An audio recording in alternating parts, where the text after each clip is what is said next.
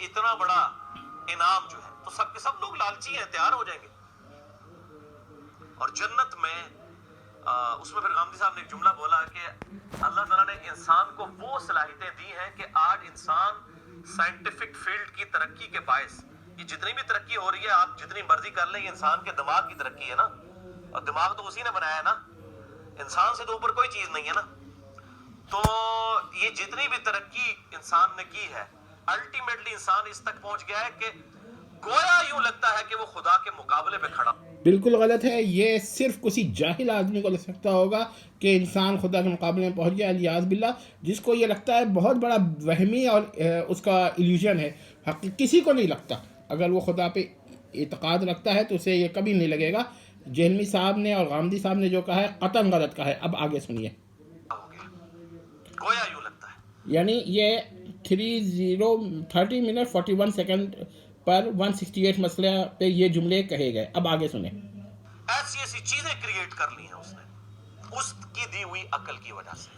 اس اللہ کی دی ہوئی عقل کی وجہ سے انسان نے کچھ بھی ایسا کریٹ نہیں کیا جو خدا کے مقابلے میں پیش کیا جا سکے. بہت غلط بات کہی ہے جہلمی صاحب نے. توبہ کرنی چاہیے. یہ تو کفر ہے سری، اور یہ اپنے کفر کو کفر نہیں سمجھ رہے. آگے لکھیں. تو وہ اللہ جس نے انسان کو اتنی صلاحیتیں دی ہیں، اس اللہ کے ساتھ لپٹ جانا چاہیے. اینتھروپومارفزم ہے یہ. خدا کے ساتھ لپٹنا محال عقلی ہے. کیوں ایسے جملے بول رہے ہیں؟ کچھ اور کہہ دیتے، مگر یہ جملے کیوں بول رہے ہیں جہلمی صاحب؟ توبہ کریں. اس وقت اگر میں تصویر دکھاؤں تو مسکرا رہے ہیں دانت نکال کے. نعوذ باللہ. ٹائم ہے 30 منٹس 53 سیکنڈ. یہ غامدی صاحب نے جملہ بولا، بہت. بس ان کی گفتگو ادھر تک تھی. اب یہ جو جملہ ہے یہ غامدی صاحب کا یہیں تک ہے. اس کا مطلب کیا ہوا کہ اب جو جہلمی صاحب کہیں گے وہ ان کی بدعت اور کفریہ بات ہوگی. سنیں. اس سے مجھے جو بات کلک ہوئی نا، وہ اس سے ایک سٹیپ آگے ہے کہ واقعی اللہ تعالیٰ انسان کو جنت میں ایک طرح سے خدائی صفات کا سٹیٹس دینے والا ہے. نعوذ باللہ. یہ دیکھیے جہلمی صاحب کا اب یہ بھی کفر نہ ہو تو کیا ہو.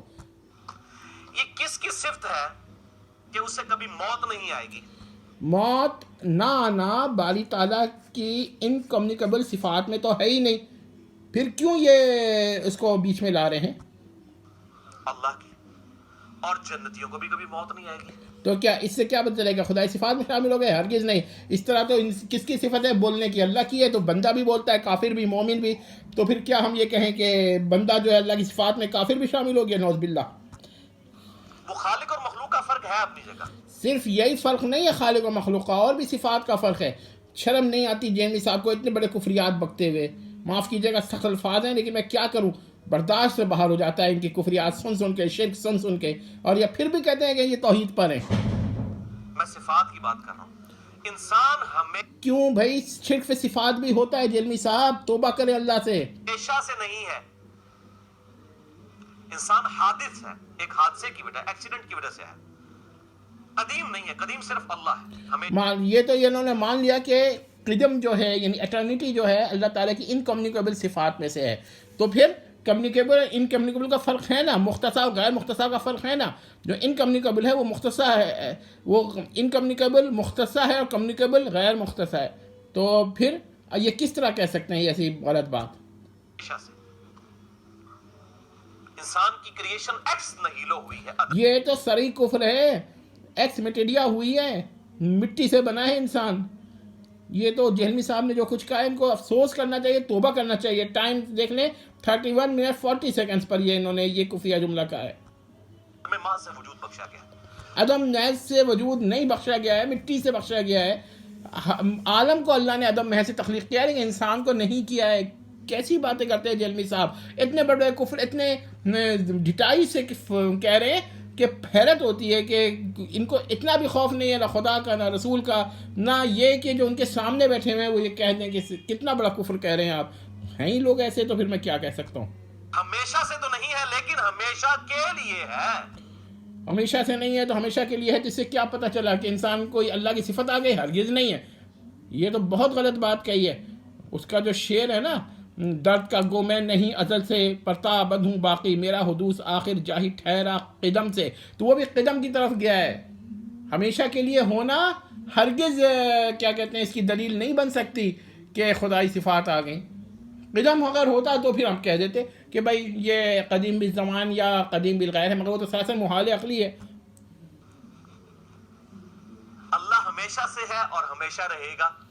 اس کو ایورٹرنیٹی کہتے ہیں، جو چیز کی ابتدا ہو اور انتہا نہ ہو، اسے ایورٹرنیٹی کہتے ہیں. سینٹ ایکونس تھامس نے بھی یہی بات کہی ہے.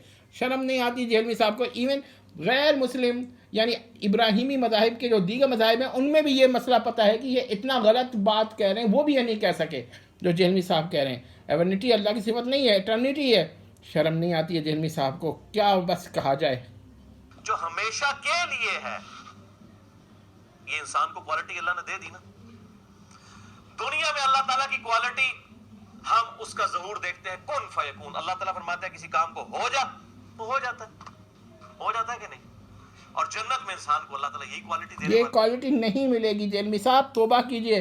وہاں پر ارادہ اور خواہش کا فرق ہے، وش اور ول کا فرق ہے. انسان وش کرے گا، اللہ اپنے ول سے اور پاور سے، قدرت سے اور ارادے سے تخلیق کرے گا. اس میں انسان کی قدرت اور اختیار نہیں ہوگا.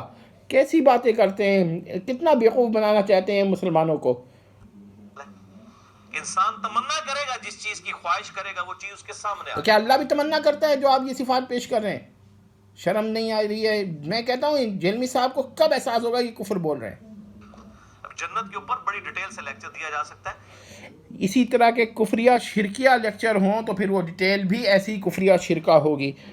یہاں تک آپ نے اگر تھوڑا سا بھی آپ میں عقل و شعور ہو سن تو جہلمی صاحب اور ان کے متبعین اور سامعین توبہ کریں گے، اور اگر نہیں ہوگا تو اسی کفر پہ اپنے قائم رہیں گے، شرک پر قائم رہیں گے. سراسر کفریہ اور شرکیہ بات کہی ہے. اللہ سب کو ہدایت دے، آمین.